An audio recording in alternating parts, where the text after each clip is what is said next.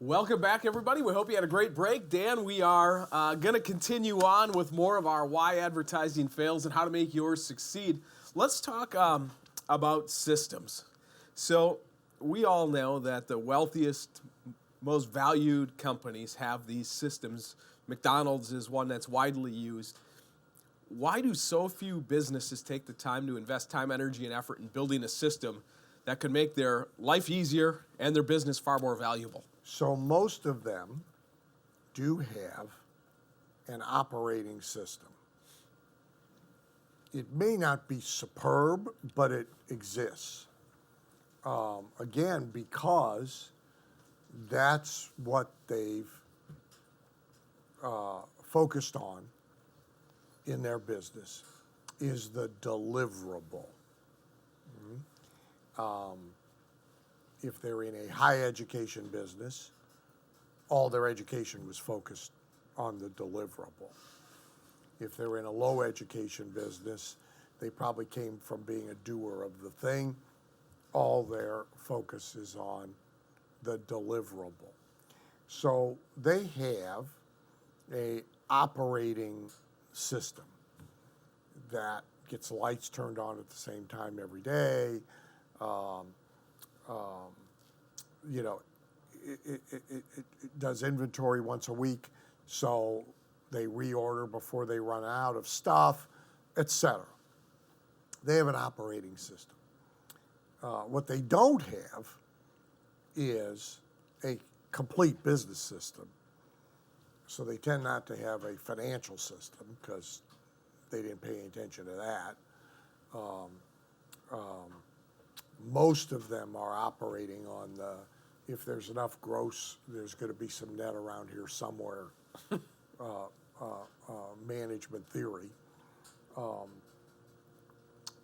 which I can tell you experientially is not true.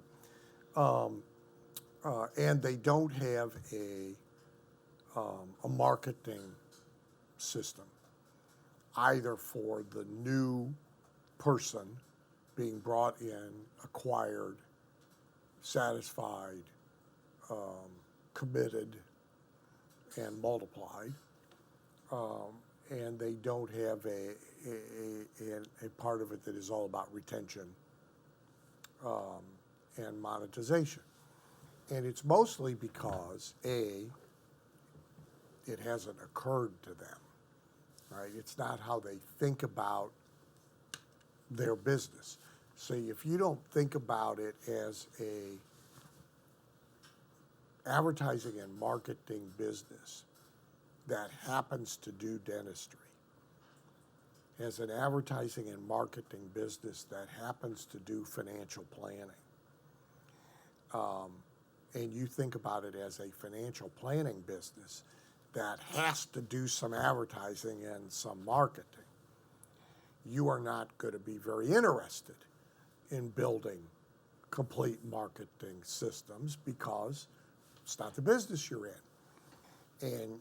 And there's also often still a embedded idea that if the technical, clinical, if the product, the service, if the deliverable is good enough, everything else will take care of itself, right? Which expired right around the 1950s. Okay? It was valid, but it's long since invalid, but it is still prevalent in people's minds. So it's not there because it's just not how they think about their business.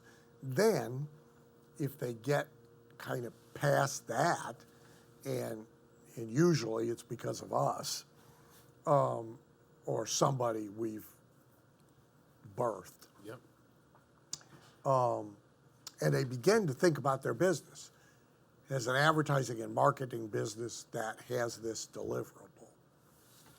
Then they start to bump up against the problems of assembling systems, right?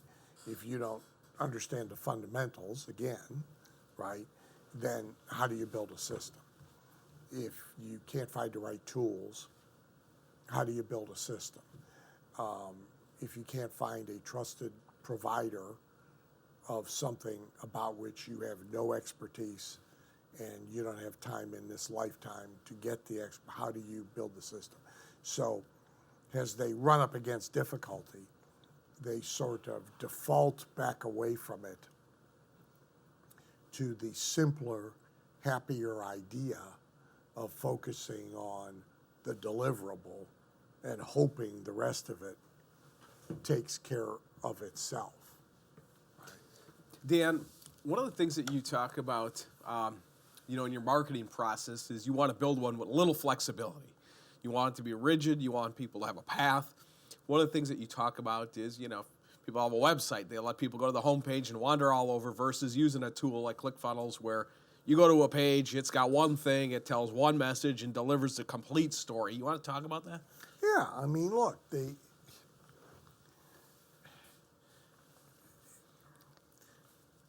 Bill Gove, a colleague of mine, early days of speaking, Bill used to give a speech called People Love to Buy.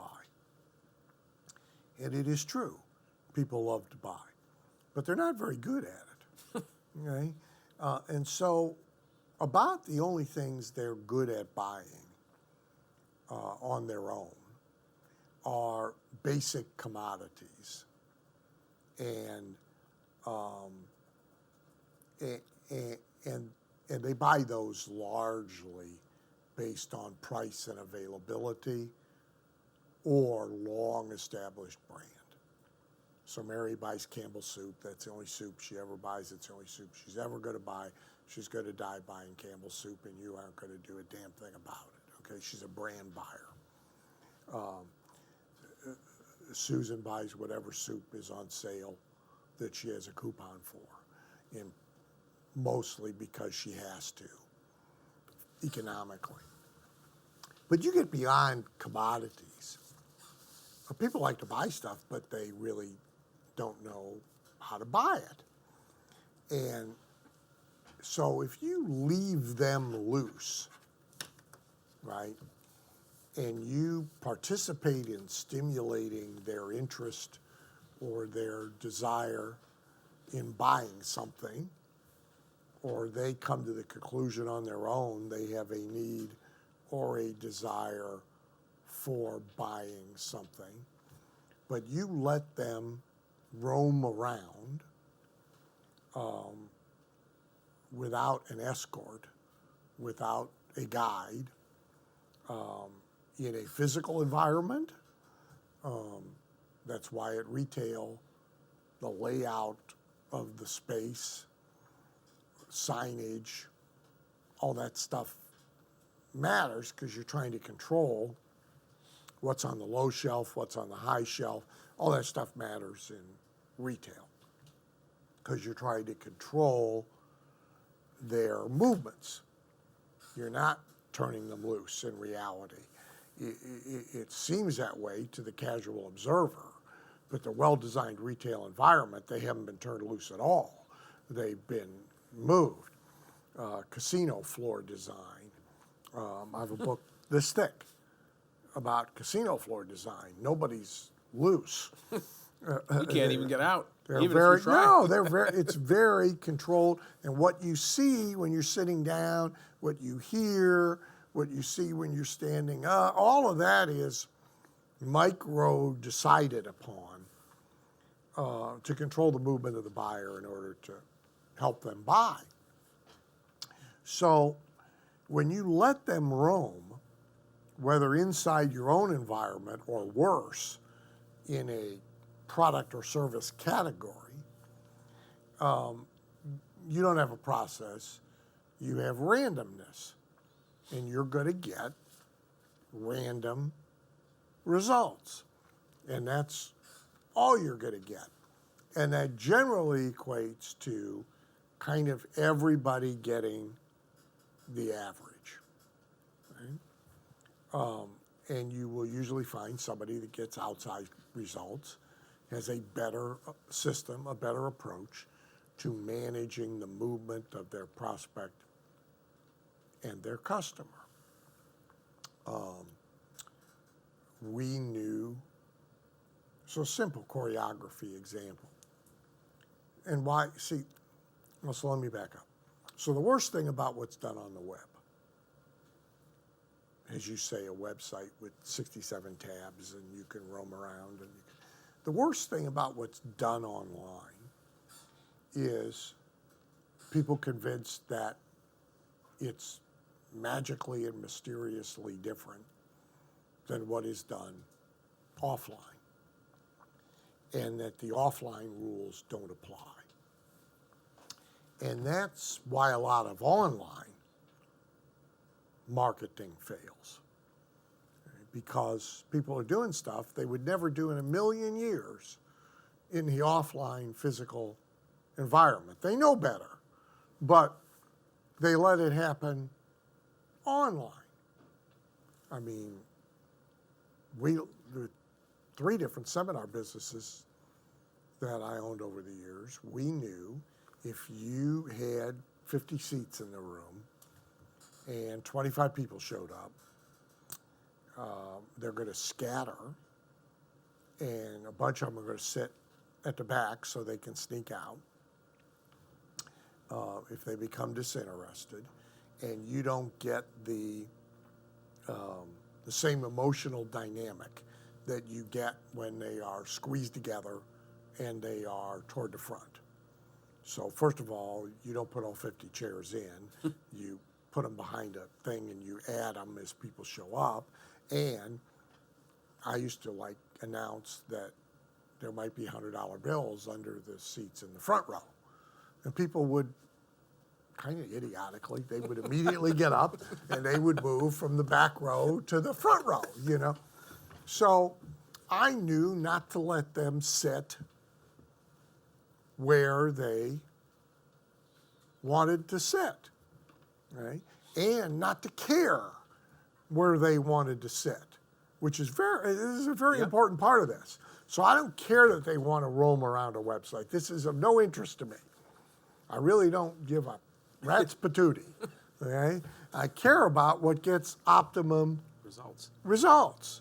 So what you do offline that you need to do to facilitate a sale, you got to replicate that online, right? And so you never let people buy unassisted and unsupervised. So you don't deliver a big box of stuff to them without some kind of suggestion of what to pay attention to first, what to pay attention to second, what to pay attention to third, because they'll get paralyzed, they won't do anything, right? They'll be confused. And confused consumers do nothing. That's what confused consumers do, even those who want to buy. Dan, one of the other things that you talk about frequently is conversion. Not in the way that, geez, I got a 2.3% conversion rate, not that I got a 10% opt-in rate, but conversion from a customer or client to evangelism or really a lifetime customer. And, certainly you've shared a lot of this through a book that you and I both enjoy, which is The Purpose-Driven Church. There's a lot about this in there. Certainly Russell has built a lot of that into the funnel hacking, funnel hackers at, ClickFunnels. And there's another really good book on it, I believe, Eric Hoffer. It's the True Believer. So why is this so important to start to think through from the moment you get a lead to conversion into this type of conversion? So people think often that they've arrived at an end accomplishment when they've really only got to the starting gate. Okay? So separately in a Diamond Members Masterclass, we talked about equity versus income. So advertising produces a lead. Your marketing now converts the lead to an appointment. The appointment converts to a sale. Now, a lot of people will celebrate that as the accomplishment, right? and they will say, oh, we got a new customer. Well, no, you don't. Right? You got a buyer. That's what you got. They bought once. That's all you know. That's all you've done.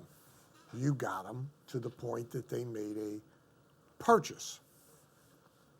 That does not necessarily predict that they'll make a second one, and a third one, and a fourth one, or ascend in levels, or stay with you forever and ignore all other competitors, et cetera, right? But that's actually where you start to get to real accomplishment, because equity is in the long-held recurring revenue or continually purchasing customer, except in very high transaction value businesses where you're going to pop them once and that's it. But and even then, the referral factor now becomes a significant issue, because if they're that valuable, they might have a couple their friends. golfing buddy is just as valuable. That's right. So conversion, as we mean it, is in the religious, ideological, cult parlance. It is about commitment, not about an isolated transaction. So if you go back to the 1950s, the 1960s, and maybe even into the 1970s, you had deeply committed Ford owners, and they never looked at another brand of car, and they would argue to the death with a Chevy owner who had the better car. Now, to be fair, there were fewer brands. This was a simpler process, but still, there were bar arguments like there are for, who's the greatest quarterback of all time, over car brands. The customers were committed to their car brand. Right? You certainly had deeply committed in the religious sense. I mean, everybody in the neighborhood I was in as the youngest kid, everybody was Catholic, I think, but us and one agnostic at the end of the street. And we were Lutherans with a Catholic light. Well, it is. It's Catholic light. It is. Luther broke off from the Catholic Church, and he threw out a few of the things that were least popular, and, it's Catholic light. You don't have to confess, for example. You just have to show up. Well, that's a better deal, right? I used to kid Dave Petito at Guthrie Ranker. Dave, Jewish. Dave's passed away. But I said, if I had known your deal when I got made a Lutheran, your deal's much better. You you go for one night a year without eating, and you get forgiveness, right? I like that deal better than the deal we got. Why wasn't I told that story? But no other family in the neighborhood expressed any curiosity about comparing their faith to ours, that ours might be better. No, they were committed, right? And that's what you want. You want a diehard who is profoundly committed to doing business with you, to being part of your business. And at the commodity level, like dry cleaning, it's more about habit and habituation than it is emotional, psychological, philosophical commitment. And so once you get the first transaction, your task is now, how do we make this a habit, right? In other businesses, it is about philosophical compatibility, right? And conversion to that. Now that requires you knowing who you are and what you are all about, and being clear about it, and being consistent about it, and matching it with an audience that resonates with. And so there is a conversion process that, you're right, purpose-driven church, so anybody in religion understands when you say conversion. They don't think direct response conversion. They think this kind of conversion, and they understand the process. They understand step 1, step 2, step 3, step 4 of the conversion process. And philosophies understand it. We have societally, right now, we have large numbers of people being successfully converted to socialism. And if you go pick up the Eric Hoffer book and you compare that to exactly what's going on, you will see every step of the conversion process is in fact being used. So there has to be a villain, for example, and so forth. So there's a renegade millionaire principle that, so I say most businesses get a customer to make a sale. The really, really smart ones make a sale to get a customer, because there's no equity in the transaction. The transaction creates income, which I call Houdini money because it disappears. The customer for life, the committed customer, there's equity in that customer. So, will they drive past 6 different Italian restaurants an extra 35 minutes to come to your restaurant? And if friends say, let's go try this, will they fight? No, let's go here, right? Well, that's the difference between a committed customer and a casual customer, yep. Right? And it is almost always going to be more about relationship than it is about deliverable in some way, shape, or form, right? Dan, why don't we talk a little bit about, you say there's 2 things in advertising that really matter, or what it's really about: behavioral psych and money math. Yeah, so we talked earlier about, if you will, the math of waste, for example. So if you don't really think about and understand the waste factor in what you are doing, and you pick media poorly because of that, or you pick message poorly because of that. For example, you may have a successful ad campaign that fails because of the math. If you don't have enough margin, so if your internal money math is bad, that's why almost always being the cheapest price provider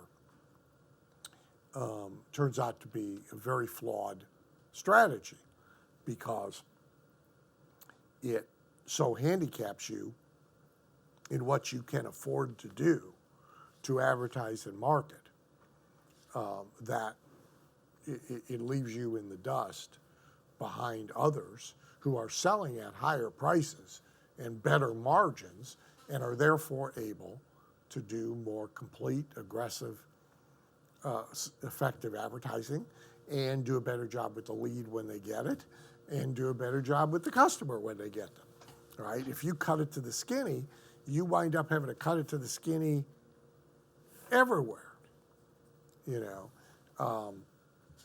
I will occasionally have the experience.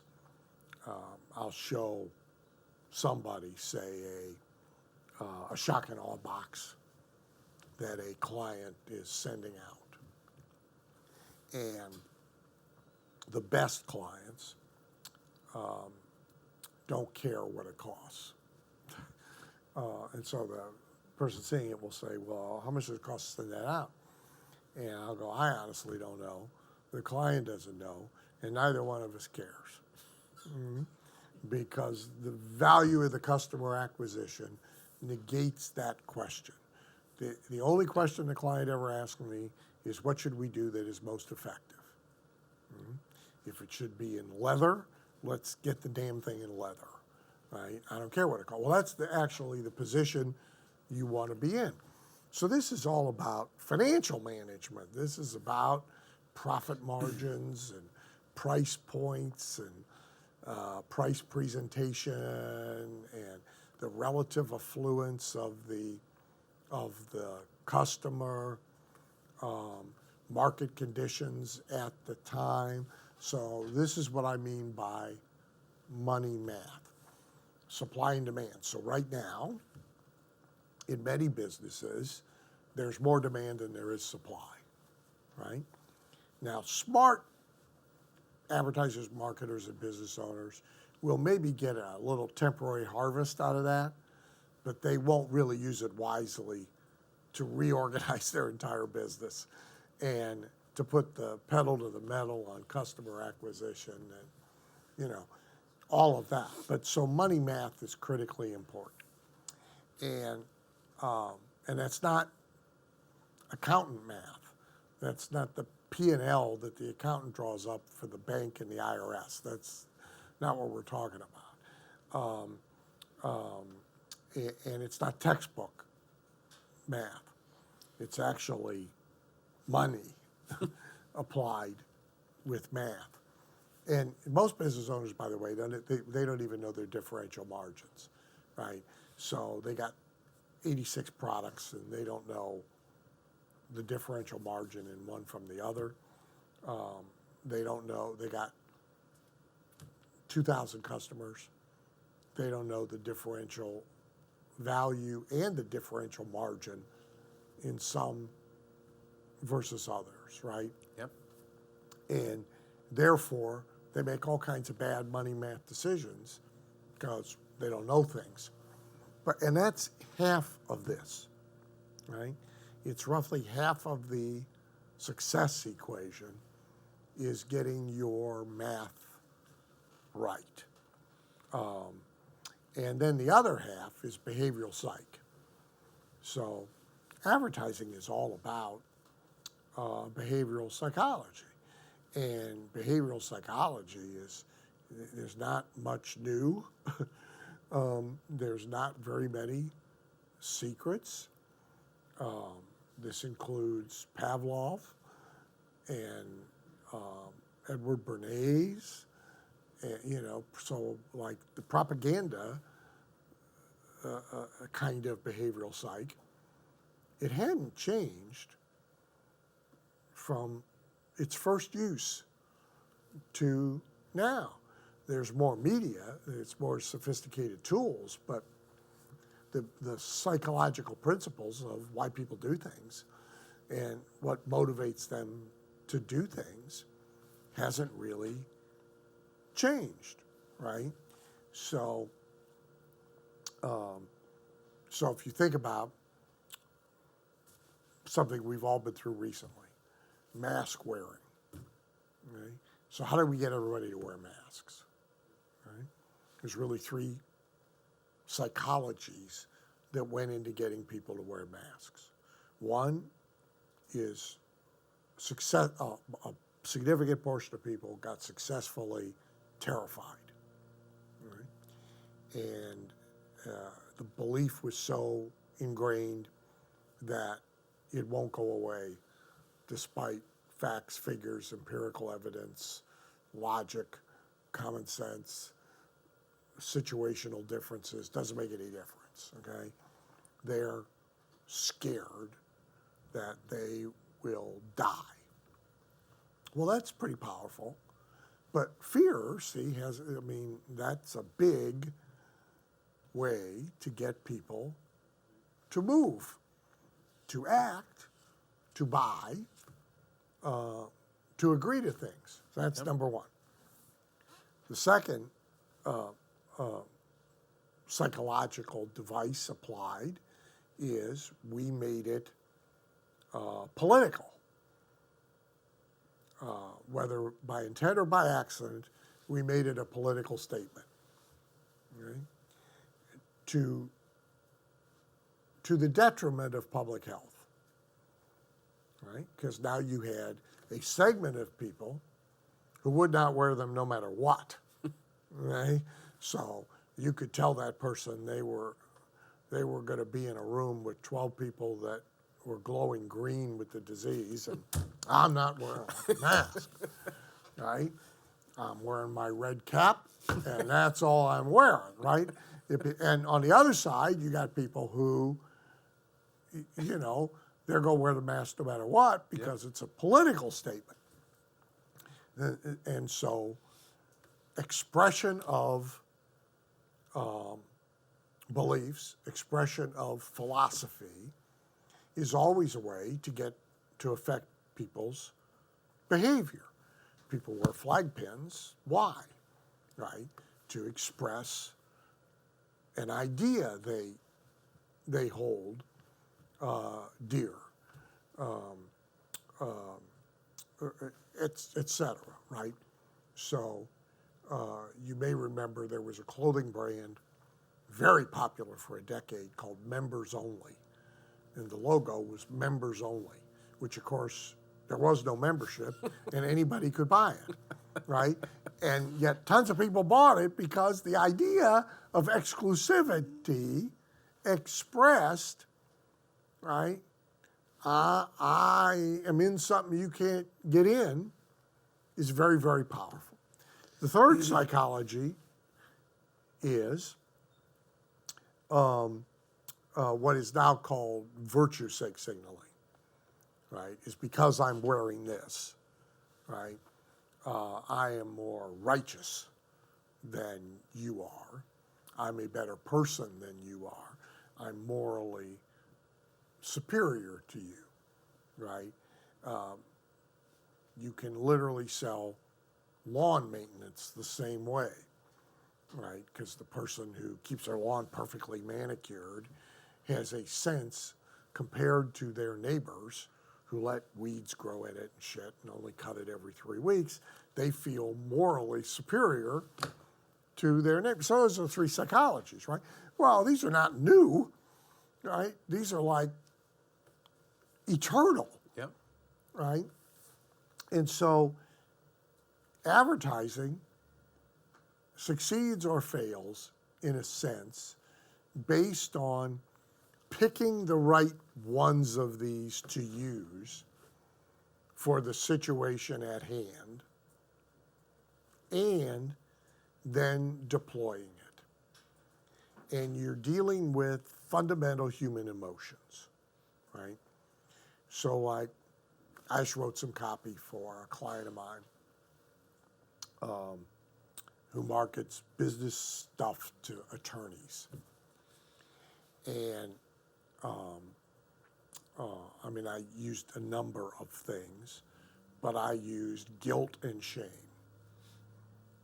And I talked about how many times are you going to keep promising your spouse and your kids that as soon as I get over this hump, one more year, then we'll be able to take vacations. Then we'll be able to, how many times are you going to do that? How long are you going to do that? Because you've been doing it for a while and nothing's changed, right? And you may have a long-suffering spouse who isn't saying anything, but he or she ain't happy, right? And now that's powerful. It doesn't have anything to do directly with business improvement. So it's not like you should have this software system to manage your law firm better, because that's not really psychologically exciting. Yep. You should get this monkey off your back of feeling bad the 8-10 times a year when your spouse says we need to talk, and you do the same bullshit thing about, as soon as we get over this, and then you feel bad about it, right? And there's tension around for a week, and then you're lucky, it blows over until you're going to have that conversation again. You should fix that, right? And that's a lot more psychologically motivational than you should improve your business. Yep. Dan, we just talked about this briefly where, we're trying to get the opportunity to develop customers. And one of the things that, one of the stories you've shared for a long time is when you were working with Proactive as an example, right? Got the ranker. They were willing to go negative longer than anybody else. Why is That's that? math. Money math, right? Why is this all so important? And it relates to he or she who is willing to invest the most to acquire will win the game. So your back-end math, your back-end systems, your ability to monetize the customers you get and the leads you get now determines what you can spend, let's say, on advertising, right? So two identical businesses,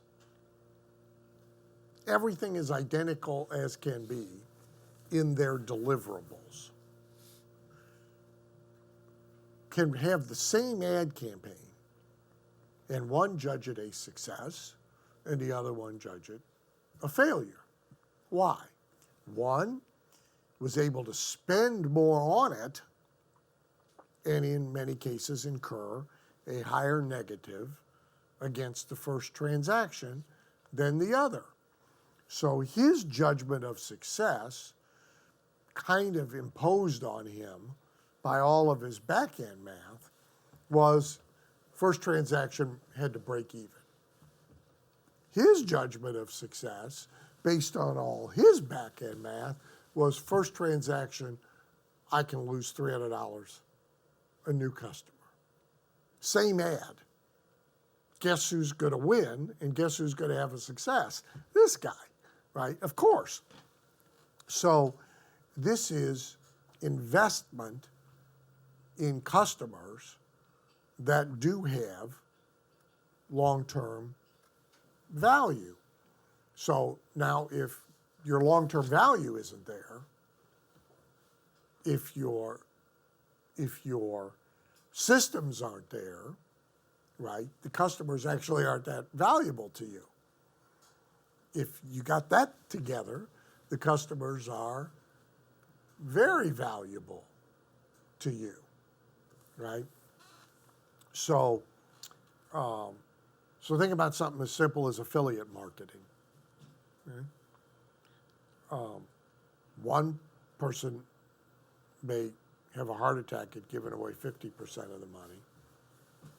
Somebody else will give away 90% of the money, and somebody else will pay 120% of the sale. Now, he's got to know what he's doing or he's headed to bankruptcy, meaning he's got to know what kind of customer he's getting from that affiliate relationship, and he's got to know what the hell to do with them when he gets them. I had this conversation with a couple speakers during the 9 years that I was on the big success events. Robin referenced it as the Peter Lowe event. And the mothership started to get in financial trouble. So those of us on it had this conversation, right? And I said, if need be, I'm prepared to let him keep 100% of the sale in order to keep the mothership afloat, right? And the other three looked at me like I had suddenly grown 6 heads. Are you out of your mind? Well, but I understood where they were coming from because bluntly, none of them knew what to do with a customer when they got one. So their back-end math was very poor. One better than the others, but none of them any good. My back-end math was really good.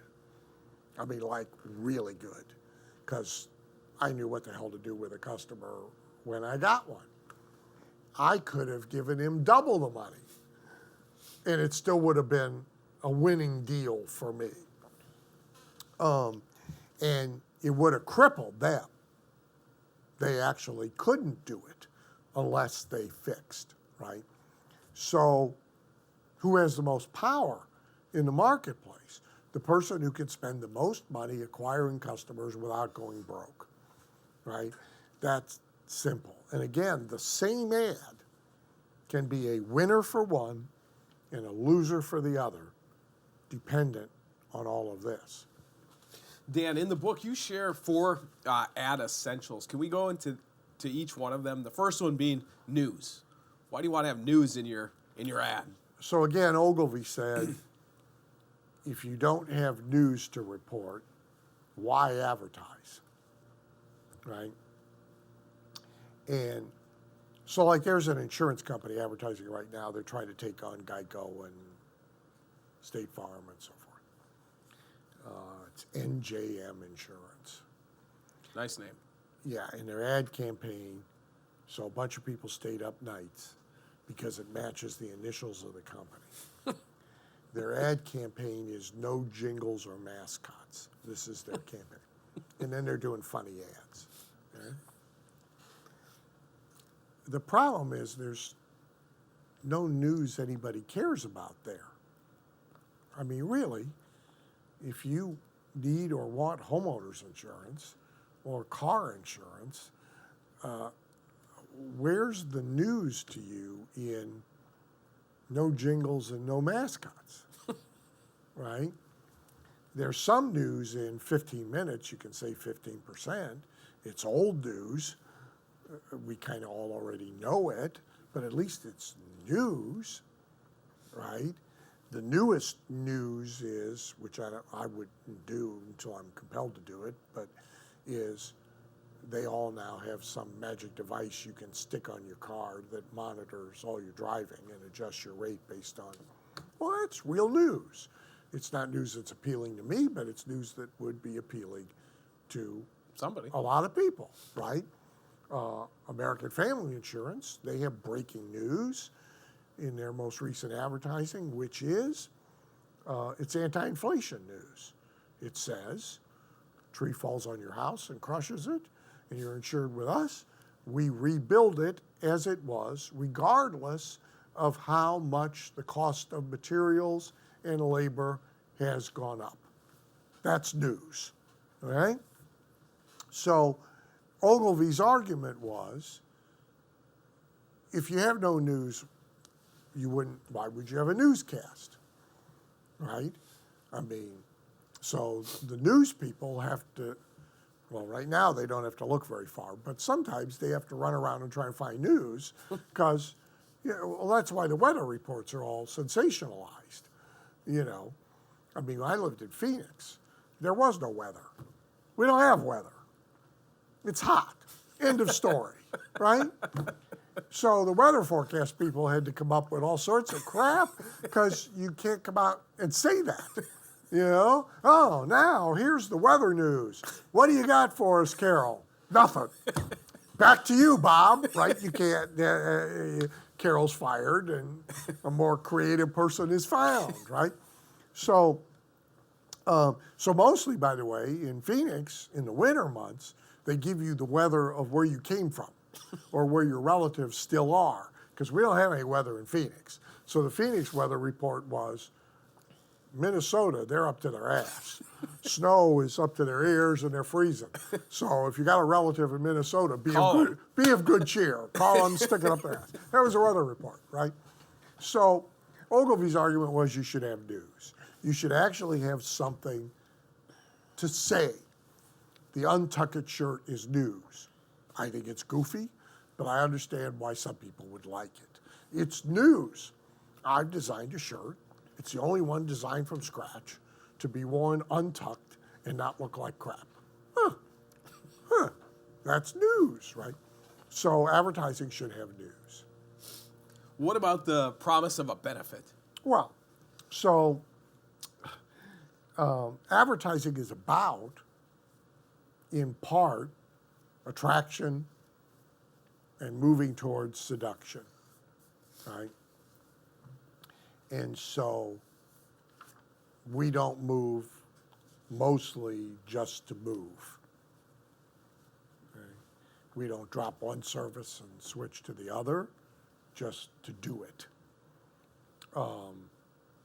We don't switch vendors in a B2B environment just to do it.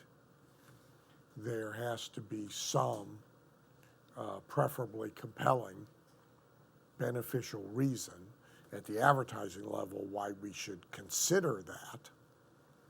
And then at the marketing and sales places, why we should do that, right? And now that benefit might be escape, it might be replacement, it might be solution to pain or fear, or it might be gain. So escaping negative circumstances has benefit just as getting positive circumstances, right? So, so preventing divorce and reigniting your sex life,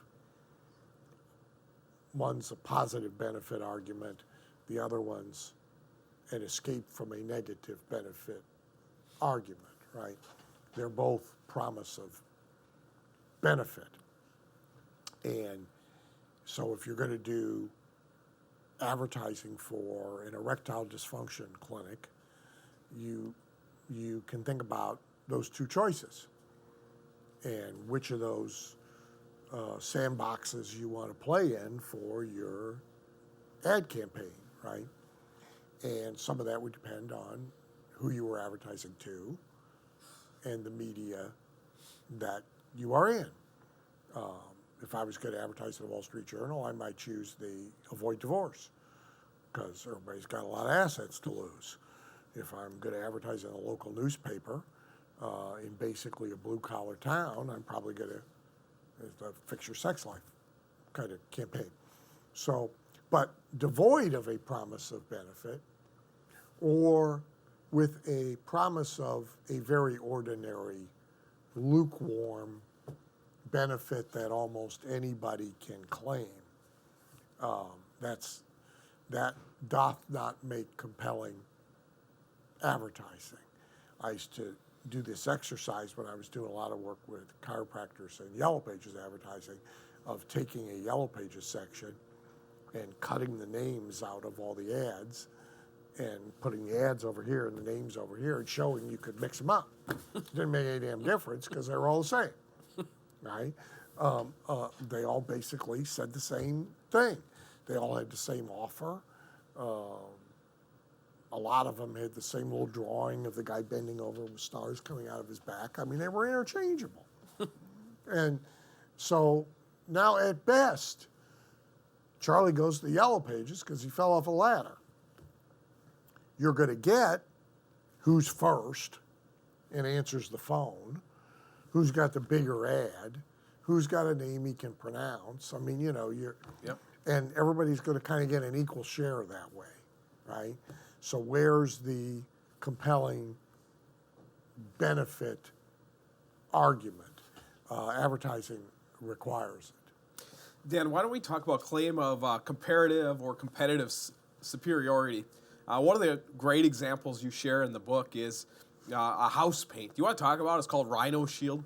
Yeah, it's an interesting and fascinating story. Yeah, so Rhino Shield's argument is we're not house paint. And we cost more, but we're made out of porcelain, whatever, and shit lasts forever. So you'll never have to paint your house again. And it will always look like it was just painted last month, or we'll redo it. And it increases the value of your house when you show people you've had it painted with rhino stuff and the warranty is transferable. So they have found a way to stake out a comparative position in, I got to get my house painted, and make a comparative argument that at the moment, at least, even constitutes a unique selling proposition. Okay? What about the final one is a call to a specific action immediately? Well, and so that's what's left out of Most everything. most advertising, right? So no brand advertising has it, okay? And some of that is because they think it's dirty, grimy, direct response stuff. Some of it is because they don't know what the hell they're doing. Some of it is because the executives and or the agency don't want accountability. So like, there's TV ads running right now about participating in Facebook groups. There's 4 TV ads for 4 different Facebook groups you might want to be a part of. Okay? None of them, incidentally, have anything to do with anything that might be productive in life. The worst of them shows us a sad, depressed, dysfunctional 20-year-old girl who goes to the Facebook group of 20-year-olds who can't figure out adulting. That's what the group is called. And she goes, so there is such a group, and she goes and she says, I'm lost, can you help me? And then it shows, I think, 3 different members of the group, 2 of them giving her some cliched piece of advice. Do your passion, get out there. The third one is a charming looking fellow. He's got like Mike Tyson tattoos, and there's butterflies flying around his head, and he says it's okay to be lost. So this is really sort of an Alcoholics Anonymous meeting where everybody drinks and tells you it's okay. That's what this is. So we can understand why it's popular, right? This is like Planet Fitness, you know, the no judgment zone. You know, come in, bring your donut. I mean, you know, nobody will say a word. I mean, so, and then the thing ends with kind of a happy ending of she has now gotten up, she's actually put on clothes, and she's left her apartment or parents' basement, wherever she is, and she's at an exercise class, and she's smiling. Okay, so this is the end. So there's no call to action.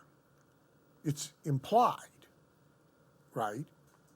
If you're 20 and you can't get your shit together and you're depressed, here's a Facebook group you can join.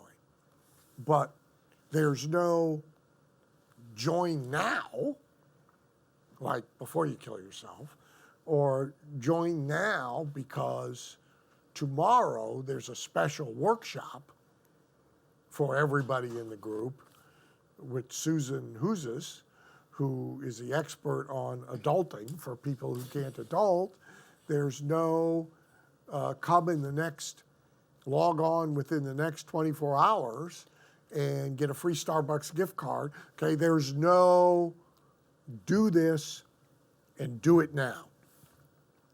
Now, the problem with that, right, as the advertiser, is twofold. People tend to do things only if they're specifically, clearly, and emphatically told to do them. Asking people to connect dots on their own all the way to action, lots of luck. especially if you're trying to attract 20-year-olds who can't get up off the floor, an adult, right?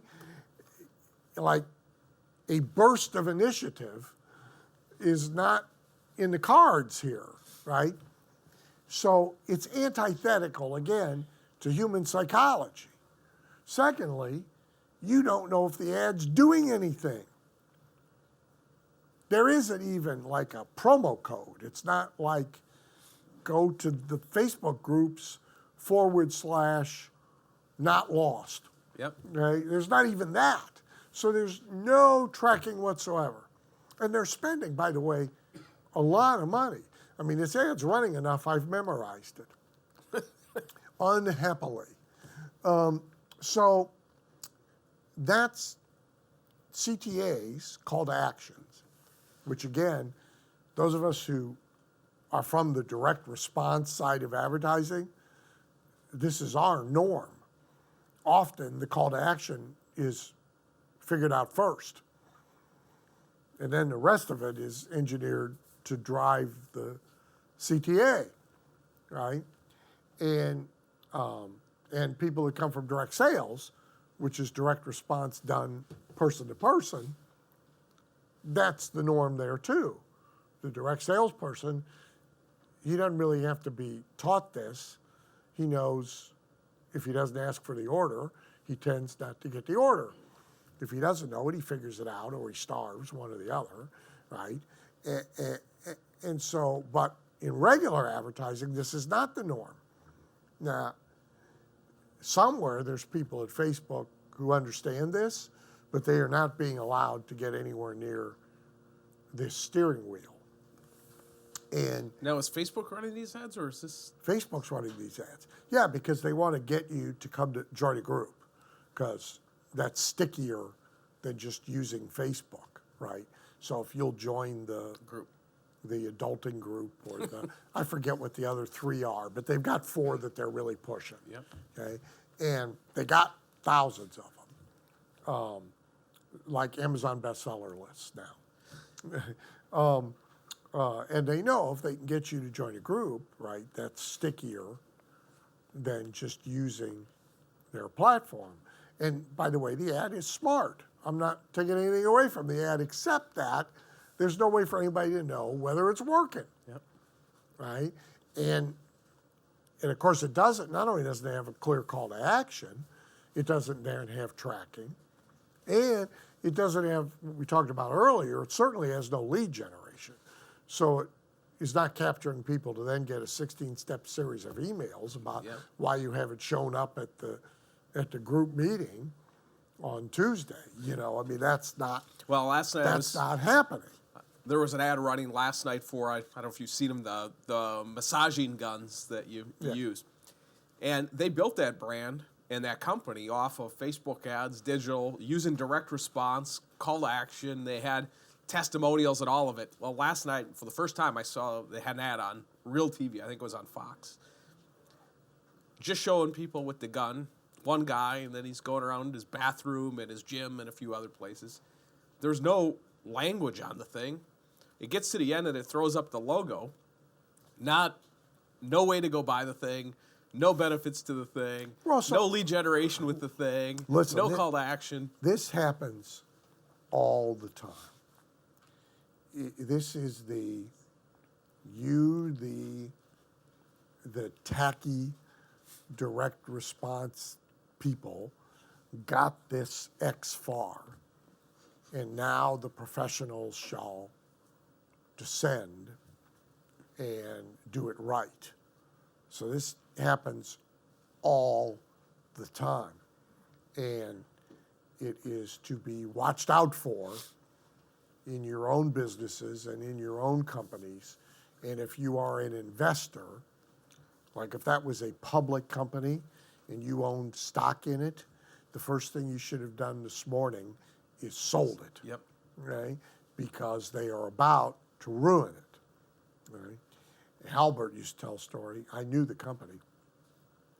It has often happened.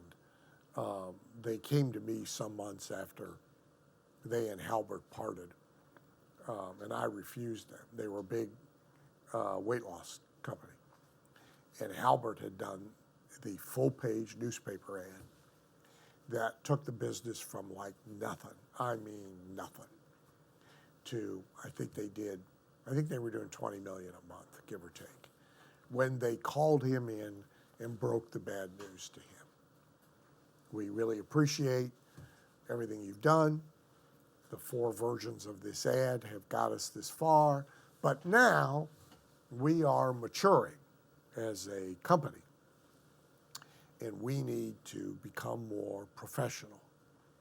So we'd like you to remake the ads and take out, these dumb testimonials and the picture of the giant fat woman who now is in a bikini and she's got a waist this big around it. And we'd like you to take out the 3-part guarantee and put the logo in. And of course, Halbert told them where to stuff the ad and marched out of the room.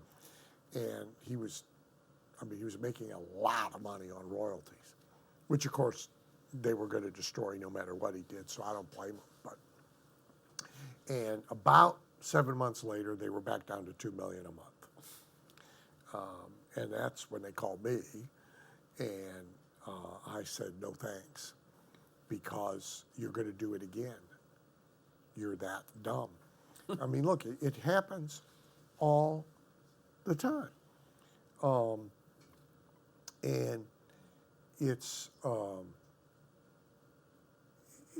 it can be triggered by as little as the mother-in-law, comment about how tacky the advertising is. I mean, a lot of people are very weak. Anybody who coaches them, right? So Marty, with music school owners, for example, a lot of these people, even after someone like us has helped them substantially, they have no spine. Okay? It doesn't take much to make them abandon what they are now being criticized for as ticky-tacky, embarrassing, etc. Dan, why don't we talk about the 3 conversations that you have to master if you want to get maximum results from your advertising. First one you talk about is the kitchen table at dinner conversation. Yeah, so it's more important when you get into the full-blown marketing than it is at the advertising stage. Sometimes it applies to the advertising, sometimes it doesn't much. But even as an underlying understanding of the people you are advertising to, these things are important. And in some cases, they are the basis for the ad. And so if you have intimate knowledge of the psyche of your intended prospect, your intended audience, and you can play that as your cards, you are much better off than if you don't. And surprisingly, a lot of business owners don't even know their own customers in this way. They either know them statistically, demographically, so they can tell you, are they married, are they not married, do they have kids, do they not have kids, but they can't tell you what they think, what they believe, what they fear, what they're angry about, what they're right. And that's where all your leverage is. Again, this is behavioral psych. This is not features and benefits and, all that is kind of the ante to get in the game, but this is behavioral psych. So one way to think about this is the conversations. Is can you do the conversation your prospect has with himself, with spouse, whatever. And one is the kitchen table in the dead of night. So when husband or wife, doesn't matter, wakes in the middle of the night, can't go back to sleep, quietly sneaks downstairs to the kitchen, turns on tiny little lights somewhere, gets a snack out of the refrigerator, and sits there sort of woe is meing. The spouse now determines they're missing and goes down to see what's wrong, and a conversation ensues. Sometimes it's like the first honest conversation that's happened in the marriage in, months. Can you do that conversation about your customer? Can you write it as a script that could be performed on Broadway and it be authentic? And if you can, so like this is why Zig is a platform salesperson, which is human advertising, right? It's one step, right? Zig was so effective with audiences of direct sales people, which is where he was early. The guys that sold pots and pans and encyclopedias and fire alarms and vacuum cleaners and low-end insurance and burial insurance. And he was so effective with them because he had lived it himself and struggled. He was not particularly successful at it. And so he knew 3 months in, 6 months in, 9 months in, what these struggling salespeople with great aspirations and Cadillacs and mink coats in their eyes and confusion about why they weren't making it happen. He knew what that conversation was to a word, right? And that's a very, very powerful thing. And huge numbers of people are operating without it. And of course, the freelance advertising people, if you step into somebody else's situation, you either have to get this from them, and you can kind of quickly determine whether they actually know it or they don't know it. And then, if not, you have to go get it somewhere else. You have to go hang out where the customers are. You've got to, because operating without this is very difficult. Dan, before we close today, can we just maybe go over the couple of hurdles that our advertisements have to get over to make sure they have a chance, let alone become effective? The first one being disinterest. Yeah, so, there's the old attention, interest, desire, action formula. Often, advertisers are advertising to disinterested people. And then they wonder, right, why their advertising is failing. Some of that happens because they're very product-centric. So, they're in the spa business, they're going to advertise spas, right? They're not really tuned to figuring out the three main reasons why people get a spa, and then advertising about that area of interest, right?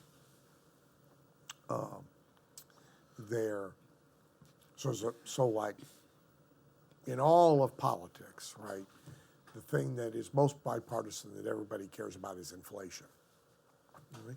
Because it reaches everybody's door.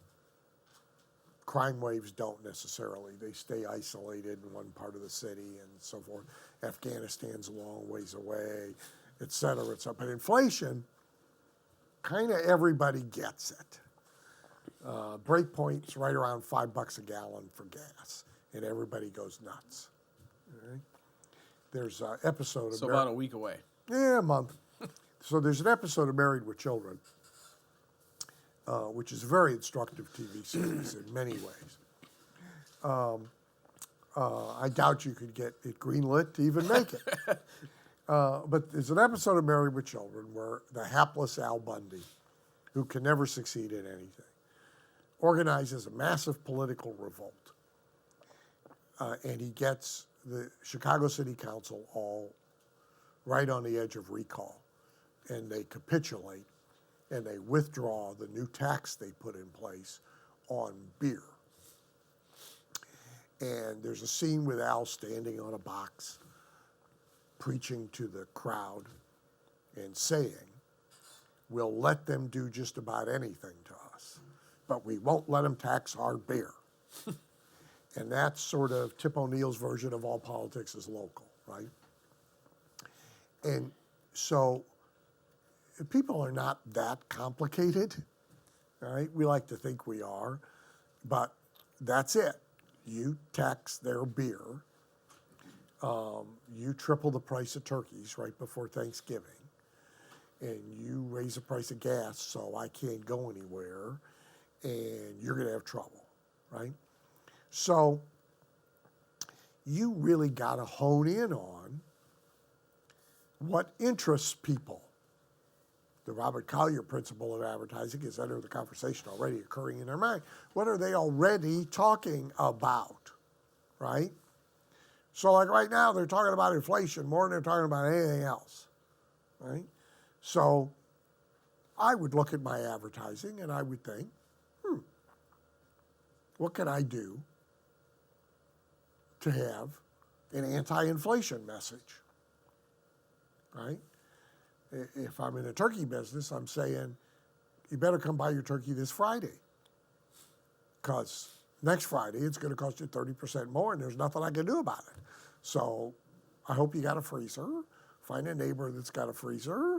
Buy your turkeys now, right? Sell all your turkeys and then go to the Bahamas for the rest of the year and enjoy yourself.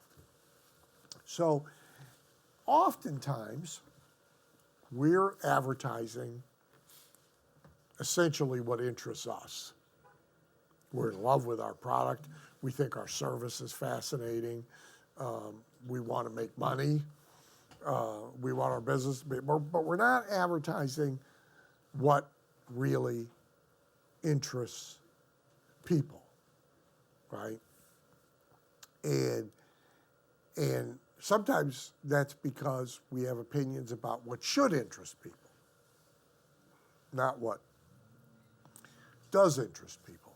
So disinterest, now it doesn't matter how eloquent you are, right?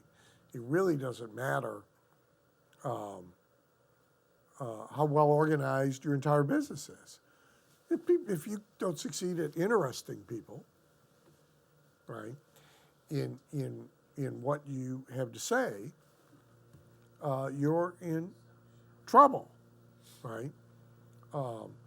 In advertising, the headline space is all about establishing interest, right?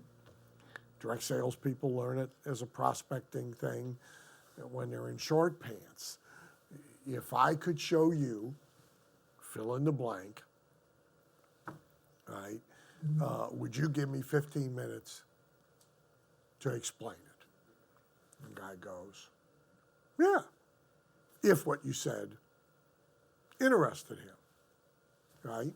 I mean, Herbalife, right, created their biggest surge in business with a pin that said, lose weight, ask me how. Well, so statistically, 2/3 of America is either on a diet, giving up on a diet, or starting a new diet every day, right? So everybody's 2/3 of the population is interested in losing weight. Not necessarily enough to do anything sane about it, but it's in their top 10 conversations. Right? It's already on their minds. Now, some of that's seasonal, goes up and down, it's situational, but by and large, 2/3 of the population is interested in losing weight.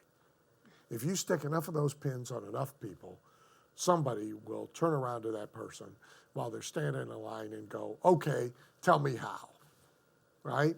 They'll tell a story. I've been on every diet known to man, none of them work.